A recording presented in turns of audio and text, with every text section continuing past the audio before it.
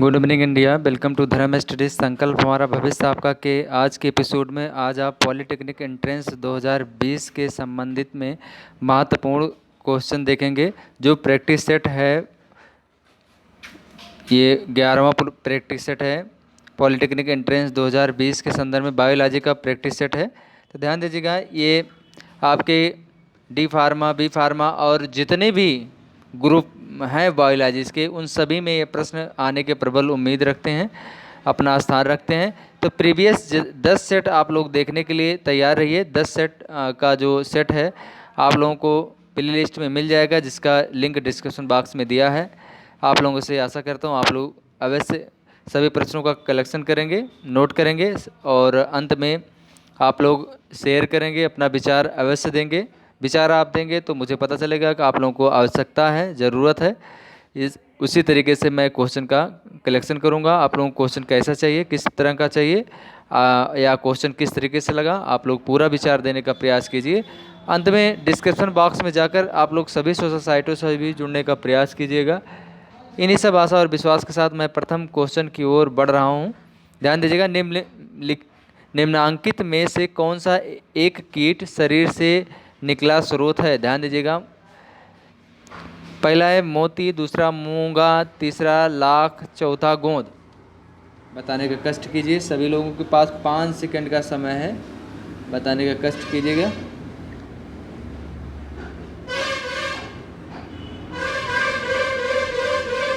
ध्यान दीजिएगा, निम्नांकित में से कौन सा एक कीट के शरीर से निकला स्रोत है? तो आपका बिल्कुल सही उत्तर होगा तीसरा ऑप्शन, बिल्कुल सही होगा, लाख। अब नेक्स्ट प्रश्न को चलते हैं। निम्नलिखित में से कौन सा एक कप नहीं है? कप मीन्स बंदर। नंबर 1 गिबन, दूसरा लंगूर, तीसरा ओरांग उटान। तो ध्यान दीजिएगा, यहाँ इसमें से पूछ रहा है कौन सा कप नहीं है। तो लंगूर कप नहीं है की प्रजाति में है। ध्यान दीजिएगा, लंगूर का एक अलग प्रजाति है जो कप की श्रेणी में नहीं आता है। काफ़ी थोड़ा सा अलग सा प्रश्न है, ध्यान दीजिएगा। नेक्स्ट, निम्नलिखित में से कौन लौह का अच्छा स्रोत है? नंबर 1 गाजर, दूसरा मटर, तीसरा चावल, चौथा पालक। तो ध्यान दीजिएगा, निम्नलिखित में से कौन लौह का अच्छा स्रोत है? तो ध्यान दीजिएगा, तो जिनका ध्यान दीजिएगा, आप लोग उत्तर बताने का कष्ट कीजिए। लौह का अच्छा स्रोत कौन सा है? ऑप्शन देख रहे हैं, पहला गाजर है, दूसरा मटर, तीसरा चावल है, चौथा पालक है। ध्यान दीजिएगा, पालक। जिनका चौथा ऑप्शन सही वो बधाई के पात्र हैं। नेक्स्ट, मानव शरीर में से कौन सी सबसे छोटी ग्रंथ होती है? नंबर 1 एड्रीनल, दूसरा थायराइड, तीसरा अग्नाशय, चौथा पिट्यूटरी। तो ध्यान दीजिएगा, मानव शरीर में से कौन सबसे छोटी ग्रंथ होती है? तो जिनका चौथा ऑप्शन सही है वो बधाई के पात्र हैं, पिट्यूटरी। अब नेक्स्ट प्रश्न को चलते हैं। दूध को पचाने के लिए आवश्यक एंजाइम रेनिन और लैक्टेस मानव शरीर में कितने वर्ष की आयु में लुप्त हो जाते हैं? नंबर 1 2, नंबर 3 वर्ष, नंबर 3 है 5 वर्ष, नंबर 4 है 8 वर्ष।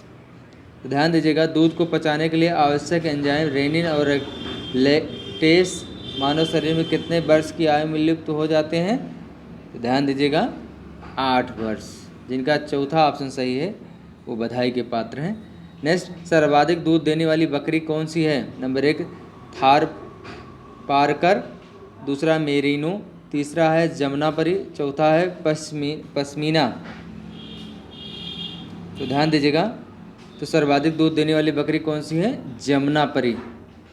नेक्स्ट, मक्का में सफ़ेद कलीता किस तत्व की कमी से होता है? नंबर 1 नत्रजन, जिसे नाइट्रोजन भी कहते हैं, यहाँ नाइट्रोजन, जिंक, कॉपर, मैग्नीज।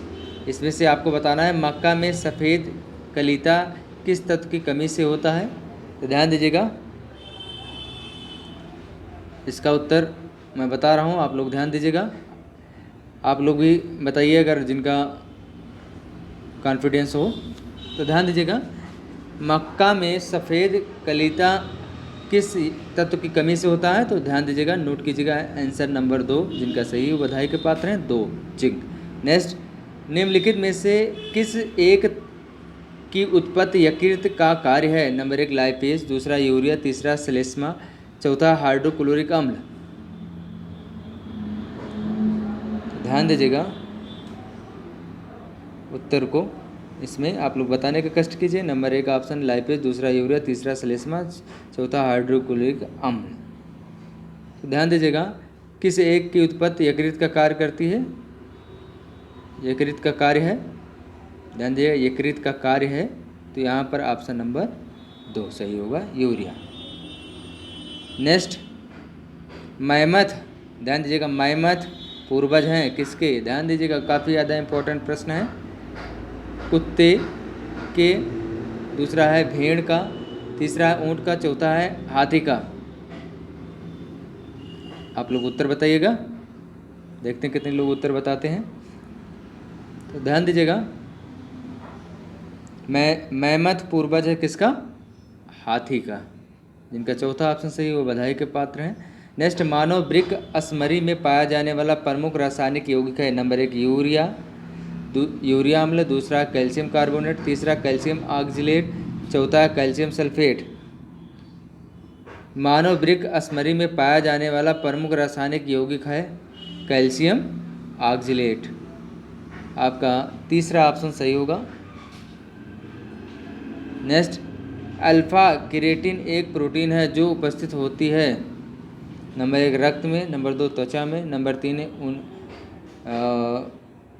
ध्यान दीजिएगा नंबर 3 ऑप्शन गलत है, इसमें से कोई नहीं आप समझिए, अंडों में। तो ध्यान दीजिएगा ऑप्शन को आप लोग क्लियर करते हुए, अल्फा क्रेटिन एक प्रोटीन है जो उपस्थित होता है किसमें? तो ध्यान दीजिएगा ऑप्शन नंबर 2 आपका सही होगा, त्वचा में। नेक्स्ट प्रश्न की ओर आगे बढ़ते हैं। निम्नलिखित में से कौन सा कोकों और उच्चतर पादपों की जड़ों के बीच उपयोगी साहचर है? नंबर 1 जैव उर्वरक, दूसरा प्रवाल मूल, तीसरा लाइकेन, चौथा कवक मूल। तो ध्यान दीजिएगा, जिनका चौथा ऑप्शन सही वो बधाई के पात्र हैं, कवक मूल। कवक मूल कवकों और उच्चतर पादपों की जड़ों के बीच उपयोगी साहचर है। नेक्स्ट, सूअरों को मानव रिहायशी क्षेत्र से दूर रखना किस रोग के उन्मूलन में सहायक है? ध्यान दीजिएगा, नंबर 1 मलेरिया, दूसरा है जापानी इंसेफ्लाइटिस, तीसरा है फीलपाँव, चौथा है पोलियो। तो सूअरों को मानव रिहायशी क्षेत्र से दूर रखना जरूरी होता है किस रोग के उन्मूलन के लिए अर्थात नष्ट के लिए? जापानी इंसेफ्लाइटिस एक बीमारी है जिसे मस्तिष्क ज्वर की भी संज्ञा के रूप में हम लोग जानते हैं। तो जिनका दूसरा ऑप्शन सही वो बधाई के पात्र है। नेक्स्ट, भारत में सबसे बड़ी मछली कौन सी है? नंबर 1 स्टेन फिश, दूसरा व्हेल शार्क, तीसरा मार्लिन, चौथा हिल्सा। तो ध्यान दीजिए, भारत में सबसे बड़ी मछली कौन सी है? Whale shark. नेक्स्ट, सामान्य क्रियाशील महिला के लिए प्रोटीन की उपयुक्त दैनिक मात्रा है। नंबर 1 30 ग्राम, दूसरा है 37 ग्राम, चौथा 40 ग्राम और चौथा है 46 ग्राम।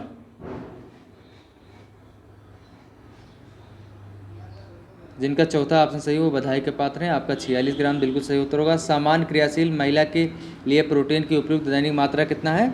46 ग्राम। नेक्स्ट, भैंस के दूध में औसत वसा की मात्रा कितनी होगी? नंबर 1 7.2%, दूसरा है 4.5%, तीसरा है 9.0%, चौथा है 10%। ध्यान दीजिएगा, भैंस के दूध में औसत वसा की मात्रा कितनी होती है? आप लोग उत्तर बताइए। प्रत्येक प्रश्न 5 सेकंड का समय दिया जाता है। समय पूरा हो गया है, तो 7.2%। नेक्स्ट, विश्व में कुछ भागों में विद्यमान, ध्यान दीजिएगा, विश्व में कुछ भागों में विद्यमान महामारी पशुओं का फुट एंड माउथ रोग है। नंबर 1 जीवाणु के कारण, दूसरा फंगस के कारण, तीसरा प्रोटोजोआ के कारण, चौथा विषाणु के कारण। ध्यान दीजिएगा, चौथा ऑप्शन आपका सही होगा, विषाणु के कारण। फुट एंड माउथ रोग किसके कारण? विषाणु के कारण। नेक्स्ट, निम्नलिखित में से किस तत्व का संबंध दांतों की विकृति के साथ है? नंबर 1 क्लोरीन, दूसरा फ्लोरीन, तीसरा ऑप्शन है ब्रोमीन, चौथा आयोडीन। तो ध्यान दीजिएगा, आपका बिल्कुल सही उत्तर होगा किस तत्व के का संबंध दांतों की विकृति के साथ है? तो आपका बिल्कुल सही उत्तर होगा फ्लोरीन। नेक्स्ट, भैंस के दूध में औसत वसा की मात्रा कितनी होती है? तो 7.2%। पहला को ऑप्शन है, दूसरा 4.5%, तीसरा ऑप्शन है 9%, चौथा ऑप्शन है 10%। तो आपका जैसा कि प्रश्न रिवाइज हुआ है तो ध्यान दीजिएगा 7.2%। नेक्स्ट, एंजाइम मूलतः हैं क्या है? नंबर 1 वसा है, दूसरा शर्करा, तीसरा प्रोटीन है, चौथा विटामिन है। ध्यान दीजिएगा, एंजाइम मूलतः क्या है? प्रोटीन है। नेक्स्ट, मानव शरीर में रक्त का थक्का किस विटामिन से जमता है? नंबर 1 विटामिन के, दूसरा विटामिन डी, तीसरा विटामिन ए, चौथा है विटामिन सी। तो मानव शरीर में रक्त का थक्का किस विटामिन से जमता है? तो ध्यान दीजिएगा, आप लोग उत्तर बताइए। चोट आदि लगने के कारण इस विटामिन का काफ़ी ज़्यादा उपयोगिता बढ़ जाती है। तो ध्यान दीजिएगा विटामिन के, जिनका पहला ऑप्शन सही हो वो बधाई के पात्र हैं। अब नेक्स्ट प्रश्न को चलते हैं। निम्न में से किस एक अनाज में प्रोटीन की मात्रा सर्वाधिक होती है? नंबर 1 लोबिया, दूसरा मंसूर, तीसरा अरहर, चौथा सोयाबीन। तो किस एक अनाज में प्रोटीन की मात्रा सर्वाधिक होती है? तो आपका चौथा ऑप्शन सही होगा सोयाबीन। नेक्स्ट, एलर्जी के कारण कौन सी बीमारी होती है? नंबर 1 डायबिटीज़, दूसरा हैजर, तीसरा है रिंगवर्म, चौथा अस्थमा। तो ध्यान दीजिएगा, एलर्जी के कारण कौन सी बीमारी होती है? अस्थमा, सांस की बीमारी है। नेक्स्ट, मनुष्य के शरीर में पसलियों के कितने जोड़े होते हैं? नंबर 1 12, दूसरा है ऑप्शन है दूसरा ऑप्शन 10, तीसरा ऑप्शन है 14 और चौथा ऑप्शन है 11। तो ध्यान दीजिएगा, मनुष्य के शरीर में पसलियों के कितने जोड़े होते हैं? 12। जिनका सही है वो बधाई के पात्र हैं। नेक्स्ट, एड्स वायरस क्या होता है? नंबर 1 ध्यान दीजिएगा, एक सूची आरएनए, दूसरा दोहरी सूची आरएनए, तीसरा है एक सूची डीएनए, चौथा है दोहरी सूची डीएनए। तो एड्स वायरस है आपका पहला ऑप्शन सही होगा, एक सूची आरएनए। आप लोग उत्तर में बताइएगा आरएनए का फुल फॉर्म बताइएगा, आरएनए का फुल फॉर्म आप लोग बताइएगा। देखते हैं कितने लोगों को मालूम है, आप लोग उत्तर ज़रूर बताइएगा। नेक्स्ट, निम्नलिखित प्राणियों में से कौन सा अपने शरीर में जल संग्रह कर सकता है अर्थात करता है? तो नंबर 1 मोलाग, दूसरा ऊँट, तीसरा जेब्रा, चौथा है यूरोमैक्टिस। ध्यान दीजिएगा, तो ऊँट को रेगिस्तान का जहाज कहा जाता है जिसके पैर गद्दीदार होते हैं, या अपने शरीर में जल का संग्रह कर सकता है। तो आपका दूसरा ऑप्शन सही होगा ऊँट। नेक्स्ट, कलाय खंज अधिक मात्रा में होता है? नंबर 1 केसरी दाल में, दूसरा सरसों के तेल में, तीसरा परमार्जित चावल में, चौथा है खुम्बी में। तो कलाय खंज अधिक मात्रा में होता किस में? आपका ऑप्शन नंबर पहला सही है, केसरी दाल में। नेक्स्ट, एक जीवधारी के रूप में पृथ्वी का वैज्ञानिक नाम है? नंबर 1 गाया, दूसरा सीता, तीसरा ग्रीन प्लेनेट, चौथा खरगोश। तो ध्यान दीजिए, एक जीवधारी के रूप में पृथ्वी का वैज्ञानिक नाम क्या है? Green planet. जिनका तीसरा ऑप्शन सही वो बधाई के पात्र हैं। नेक्स्ट, मनुष्य को प्रतिदिन कितनी मात्रा में आयोडीन मिलनी चाहिए? नंबर 1 60 ग्राम, दूसरा 80 ग्राम, तीसरा है 100 ग्राम, चौथा है 120 ग्राम। तो ध्यान दीजिएगा, आपका 80 ग्राम यहाँ पर सही होगा। मनुष्य को प्रतिदिन कितनी मात्रा में आयोडीन मिलनी चाहिए? तो ध्यान दीजिएगा 80 ग्राम। नेक्स्ट, हेपेटाइटिस रोग से मनुष्य शरीर का सीधा प्रभावित होने वाला रोग है, यहाँ पर होने वाला भाग होना चाहिए। हेपेटाइटिस रोग से मनुष्य शरीर का सीधा प्रभावित होने वाला हिस्सा या भाग है? हिस्सा या भाग है? ध्यान दीजिएगा, यहाँ नोट कर लीजिएगा, हिस्सा या भाग है, हिस्सा या भाग है मनुष्य का के शरीर का। नंबर 1 यकृत, दूसरा फेफड़ा, तीसरा हृदय, चौथा है मस्तिष्क।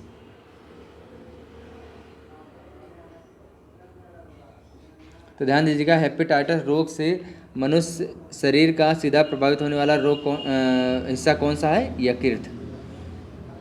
नेक्स्ट, श्वासनांग से संबंधित बीमारी सही है। नंबर 1 बेरी, दूसरा कोलाइन, तीसरा आर्थराइटिस, चौथा है इन्फ्लुएंजा।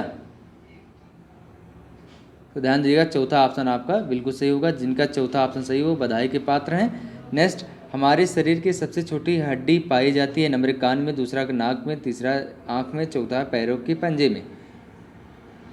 तो ध्यान दीजिएगा, हमारे शरीर में आप लोग बताइए ना कि कष्ट कीजिए, कमेंट आप लोग कमेंट बॉक्स में बताइएगा विचार, वीडियो कैसा लगा और क्वेश्चन कैसे लगे, और साथ ही साथ चैट बॉक्स में आप लोग आंसर देने का फास्टली प्रयास कीजिए। जितने लोग लाइव देख रहे हैं, आप लोग कम से कम 5 ग्रुपों में भेजने का कष्ट कीजिएगा मेरे मित्रों। आप लोगों को जल्द ही इंग्लिश में भी क्वेश्चन मिलेंगे और नोट्स के माध्यम से, और इंग्लिश और साथ साथ हिंदी का डेली प्रैक्टिस सेट आप लोगों को प्रोवाइड करवाया गया, जैसा कि आप लोग कल देखे केमिस्ट्री का था। नेक्स्ट डे आपको लगातार अब एपिसोड के तौर पर आपको मिलेगा। नेक्स्ट डे इवनिंग में 6 बजे आपको पुनः यही क्लास होगी बायोलॉजी की। ध्यान दीजिएगा। नेक्स्ट, हमारे शरीर की सबसे छोटी हड्डी पाई जाती है किस में, किस भाग में? तो कान में। नेक्स्ट, स्टेपीज उसका जिसका नाम है। नेक्स्ट प्रश्न को चलते हैं, निम्नांकित में कौन सही नहीं है? ध्यान दीजिएगा, काफ़ी ज़्यादा इम्पोर्टेंट है। कौन सही नहीं है, काफ़ी ज़्यादा इम्पोर्टेंट प्रश्न है। नंबर 1, चार्ल्स डार्विन ने विकास का सिद्धांत प्रतिपादित किया था। दूसरा है, किसी परमाणु के नाभिक का टूटना संलयन कहलाता है। तीसरा है, ड्राई आइस ठोस कार्बन डाइऑक्साइड होता है। चौथा, टेलीफोन का आविष्कार ग्राहम बेल ने किया था। तो ध्यान दीजिएगा प्रश्न को, इसमें से कौन सा सही नहीं पूछा गया है। तो आपका बिल्कुल सही इसमें सही आप क्वेश्चन के हिसाब से ये सही होगा, ऑप्शन नंबर 2। और सभी इसमें जो है सही हैं, सिर्फ यही गलत है। तो इसमें प्रश्न पूछा गया था, इसमें से सही नहीं है, तो आपका यही सही नहीं है, बाकी सब सही है। इसको नोट कर सकते हैं। ठोस कार्बन डाइऑक्साइड होता है, ठोस आइस जैसे ठोस बर्फ के नाम से भी जाना जाता है। टेलीफोन का आविष्कार ग्राहम बेल ने किया था। चार्ल्स डार्विन ने विकास का सिद्धांत दिया था, अर्थात विकास के सिद्धांत को किसने दिया था? चार्ल्स डार्विन जी ने दिया था। नेक्स्ट प्रश्न चलते हैं, निम्नलिखित में से कौन सा एक संगम है? नंबर 1 भेड़िया, दूसरा वालरस, तीसरा सील, चौथा है हिरण। तो ध्यान दीजिएगा, एक संगम इसमें से कौन सा है? तो वालरस। नेक्स्ट प्रश्न चलते हैं, निम्न में से किस समूह के जीवों को डूबने से हुई मृत्यु का पता लगाने में किया जाता है? तो नंबर 1 प्रश्न को मैं रिपीट करता हूँ, निम्न में से किस समूह के जीवों का डूबने से हुई मृत्यु का पता लगाने में किया जाता है? नंबर 1 लाइकेन, दूसरा प्रोटोजीवा, तीसरा साइनोजीवाण, चौथा है डायटम।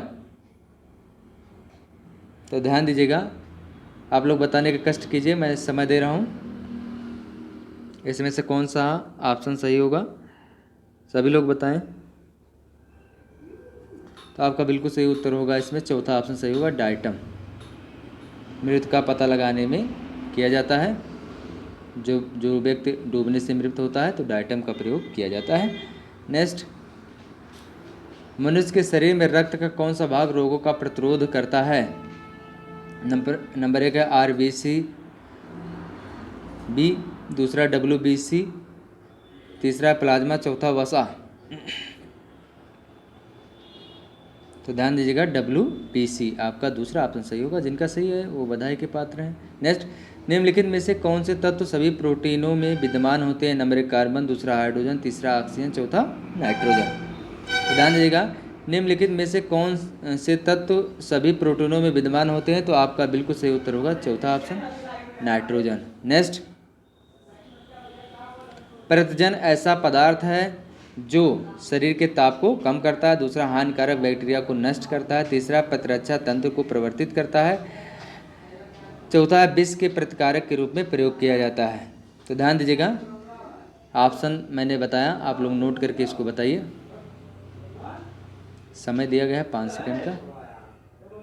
तो प्रतिजन ऐसा पदार्थ जो प्रतिरक्षा तंत्र को परिवर्तित करता है।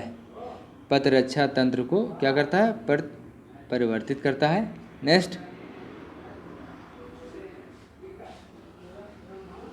हृदय को रक्त का संचरण करने वाली धमनियाँ कहलाती हैं। नंबर 1 ग्रीवा धमनियाँ, दूसरा यकृत धमनियाँ, तीसरा है हृदय धमनियाँ, चौथा फुफ्फुस धमनियाँ।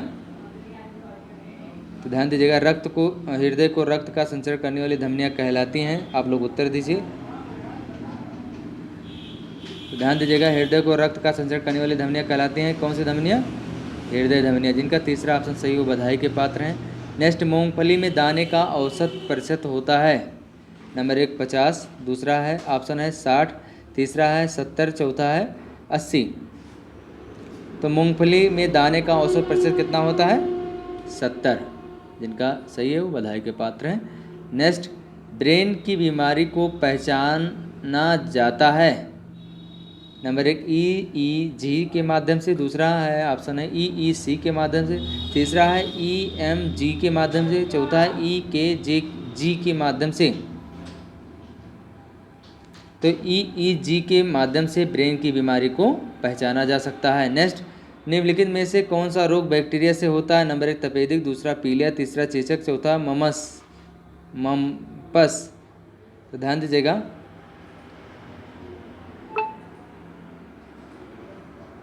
उत्तर आप लोग बताइए।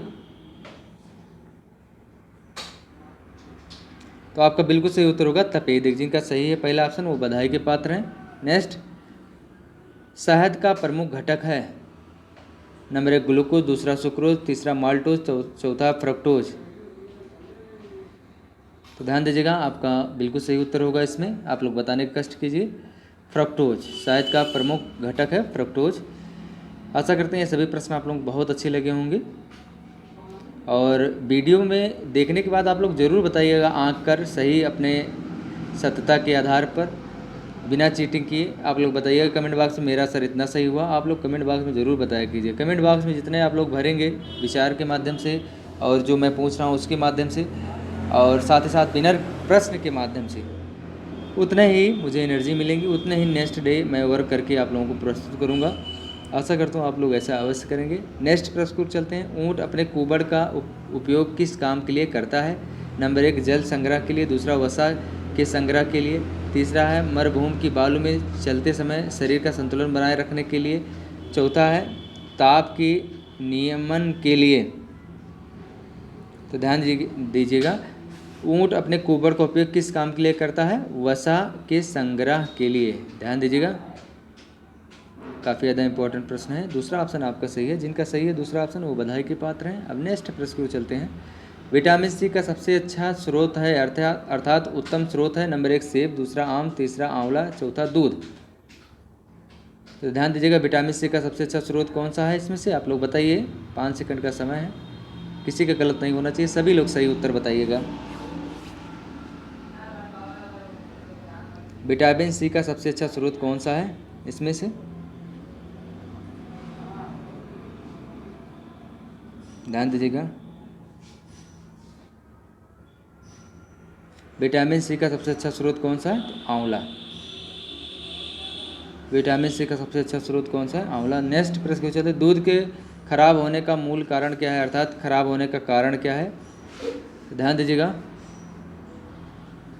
लैक्टोबैसिलस, दूसरा है एस्परजिलस, तीसरा ऑप्शन है स्यूडोमोनास, और चौथा ऑप्शन है, ध्यान दीजिएगा यहाँ पर, चौथा ऑप्शन है स्टेफाइलोकोकस। ध्यान दीजिएगा प्रश्न को, दूध के खराब होने का मुख्य कारण क्या है? तो आप लोग बताइए कमेंट बॉक्स में, चैट बॉक्स में, कमेंट बॉक्स में आप लोग विचार दीजिएगा क्वेश्चन कैसा लगा। तो आपका लैक्टोबैसिलस आपका बिल्कुल सही उत्तर होगा। नेक्स्ट, गति प्रेरक का कार्य करता है। गति प्रेरक का कार्य होता है, नंबर 1 हृदय स्पंदन कम करना, दूसरा हृदय स्पंदन को समंजित करना, तीसरा हृदय स्पंदन बढ़ाना, चौथा हृदय में रुधिर प्रवाह तेज करना। तो ध्यान दीजिएगा, हृदय स्पंदन को समंजित करना, आपका ऑप्शन नंबर 2 सही है। नेक्स्ट, मानव शरीर की सबसे बड़ी ग्रंथ कौन सी होती है? नंबर 1 यकृत, दूसरा अग्नाशय, तीसरा औटु ग्रंथ, चौथा अमाशय। ध्यान दीजिएगा, मानव शरीर की सबसे बड़ी ग्रंथ कौन सी है? ध्यान दीजिएगा, यकृत। जिनका पहला ऑप्शन सही हो बधाई के पात्र हैं। नेक्स्ट, निम्नलिखित में से किसे जैव उर्वरक के रूप में प्रयोग किया जाता है? नंबर 1 क्लास्ट्रीडियम, दूसरा है यूरिया, तीसरा है एजोला, चौथा है खोई। आप लोग उत्तर बताने का कष्ट कीजिए, 5 सेकंड का समय पूरा हो चुका है। तो किसे जैव उर्वरक के रूप में प्रयोग किया जाता है? तो ध्यान दीजिएगा, यहाँ पर उत्तर आपका होगा एजोला, जैव उर्वरक के रूप में प्रयोग किया जाता है। ऑप्शन नंबर 3 सही है, तो आप बधाई के पात्र हैं। नेक्स्ट, आज के अंतिम प्रश्न की ओर हम चलते हैं। यह अंतिम प्रश्न बिना प्रश्न होगा, आप लोगों के लिए बिना प्रश्न रखा गया है। जितने लोग बताएंगे उनका थैंक यू होगा। नेक्स्ट डे उनका नाम मैं अवश्य लूँगा चैनल से। तो ध्यान दीजिएगा, पहला ऑप्शन है तने की छाल से, दूसरा है फूल से, तीसरा है फल से, चौथा है पत्ती से। आप लोग बताइएगा बिना प्रश्न को। आशा करते हैं आज के एपिसोड का यह सेशन बहुत अच्छा लगा होगा। ये पार्ट 11 था, अर्थात सेट पेपर, ये जो है प्रैक्टिस सेट 11 ये था। इसके पहले 10 प्रैक्टिस सेट आप लोग देख सकते हैं वीडियो के डिस्क्रिप्शन बॉक्स में जाकर, प्लेलिस्ट का उसमें लिंक दिया गया है, उससे आप जाकर देख सकते हैं। आप चैनल पर डायरेक्ट जाकर आप देख सकते हैं, प्लेलिस्ट उसमें इसके प्रैक्टिस सेट के हैं, पॉलिटेक्निक एंट्रेंस बायोलॉजी के। तो उसमें 10 प्रैक्टिस सेट आप लोगों को प्रोवाइड करवाएंगे हैं अब तक, ये 11वां है। सभी को पढ़िएगा। नेक्स्ट डे फिर इसी तरीके का एपिसोड मैं लेकर आऊँगा शाम को इवनिंग में 6 बजे। तैयार रहिएगा सभी लोग। डेली इवनिंग 6 बजे आपको यहाँ पर बायोलॉजी का पोर्शन मिलेगा धर्म स्टडी परिवार पर। हम आशा करते हैं आप लोग विनर बनेंगे और वीडियो का जो एनालिसिस है उसके आधार पर आप लोग विचार देंगे। चैनल पर जो अभी पहली बार आए हैं उनसे मेरा आग्रह है आप लोग चैनल को सब्सक्राइब करें। सब्सक्राइब करने से आपका कोई नुकसान नहीं है, आपको फ़ायदा ही फ़ायदा होने वाला धर्म स्टडी परिवार पर। नेक्स्ट वीडियो का नोटिफिकेशन प्राप्त करने के लिए आप बेल आइकन अवश्य प्रेस करें। इन्हीं सब शब्दों के साथ नेक्स्ट डे फिर मिलूंगा, तब तक के लिए जय हिंद, जय युवा।